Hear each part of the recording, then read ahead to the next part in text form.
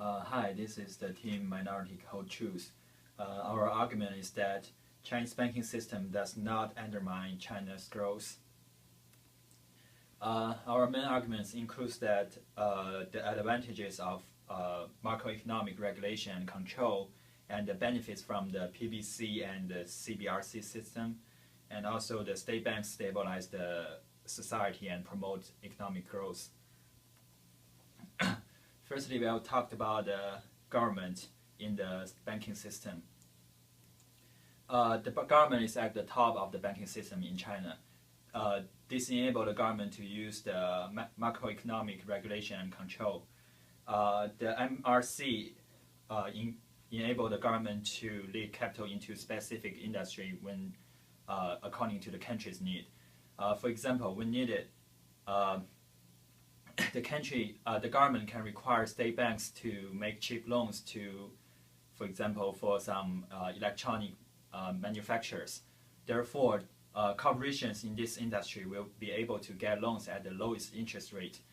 This will encourage and help them to develop faster. Also, this can prevent massive capital from flowing into those industries that are already overinvested. Also, the MRC is a method that China's government used to mitigate the risk of the financial system as a whole. The government can control the market by using some monetary policy or adjusting the inflation rate. By doing so, the Chinese government can directly affect the market. Therefore, the officials can keep the market heading to the right direction. The 2008 world financial crisis is a good example of the advantages of this financial system. From this chart, we can see that with the help of the Chinese banking system, China's GDP grows as a rocket in the past few decades. In 2008 and 2009, the world was affected by the financial crisis. As an exporting country, China's GDP also slows down a little bit.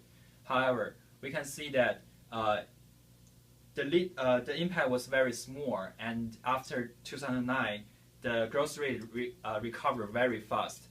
This is evidence to prove that the Chinese banking system is good at mitigate the risk and also help the economics growth at a fast pace.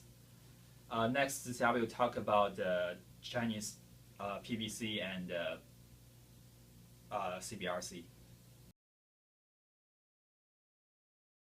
Next, I will introduce People's Bank of China and the China Banking Regulatory Commission. People's Bank of China is the central bank of China. It controls monetary policy and regulates financial institutions. Under PBC's policy, China's RMB is non-convertible, which protected its value from currency speculators. In 1997, there was an Asian financial crisis. Many Asian countries heavily affected by the financial crisis. As you can see in the graph, the GDP growth of Thailand dropped to negative 9.4%. However, China's GDP growth still stayed at 7.8%. China's non-convertible RMB makes it extremely hard for speculators to take any short position against RMB. This protected China from the impact of the financial crisis. China Banking Regulatory Commission is an agency authorized by State Council.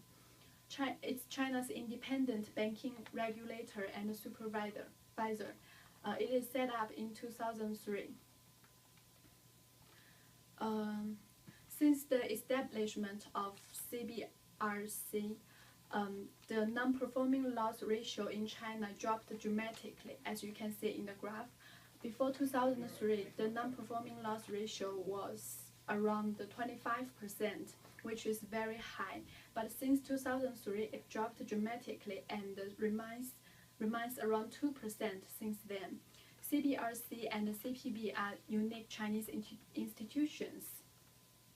They ensure the healthy development of Chinese banking system to protect the China economy growth.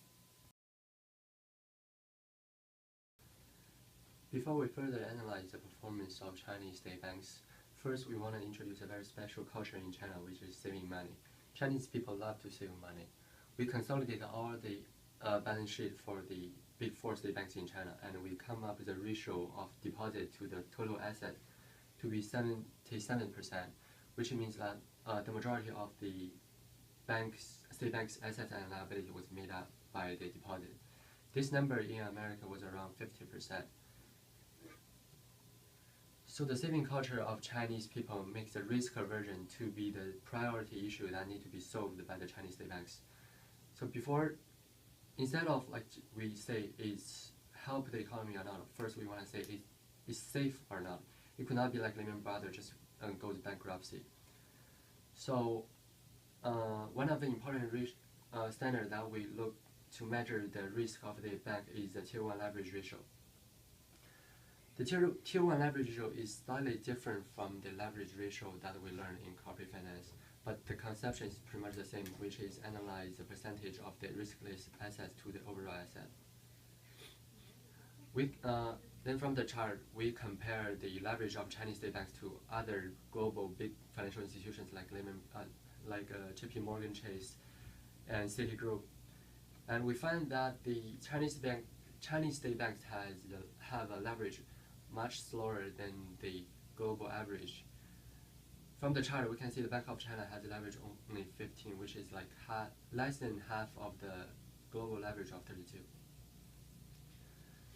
Next, we want to see Chinese state banks not only stabilize the society, but also address the fundamental need of the people. China has a population of 1.34 billion, with over half of them are farmers. The development of the rural economy was very important and essential for the overall growth of China. So banks have a very comprehensive financial services provided to the countryside, to both farmers and also the increasing number of small and medium-sized entrepreneurships. Like Agriculture Bank of China, they conduct R&D on featured agriculture product, and ICBC increased the advice and also the loans to small and medium-sized entrepreneurship customers. So from these two charts, we can see that the deposit in the rural area was actually increased over 10% in 2012, which means that through the service that banks provided for the farmers, they are actually gaining wealth. And also, they issue a lot of loans to help the development and promote the potential growth. Overall, under the under the regulation of the government, PBRC and the CBRC, Chinese state banks knows what is going on in this country, and they actually help to promote the growth instead of the limited development of China. Thank you. Our point of view is that China's banking system does not undermine China's growth. First, with the advantage of microeconomic control and regulation, Chinese banking system are able to lead capital to the most appropriate industries and also mitigate risks by control and government regulation. Second, Chinese unique institutions, PBC and CBRC, protect China from the impact of financial crisis and ensure the healthy development of Chinese financial system, banking system. Third, state banks stabilize society and promote growth. They provide a safe financial environment for people in China, and also help the development of specific areas like Agricultural Bank of China help the development of rural areas. China is a developing country. The market is far from mature. It still lacks of ability of self-regulation. Right now, Chinese banking system can provide a safe financial environment and meet the needs of economy development at the same time. Overall, Chinese banking system does not undermine China's growth.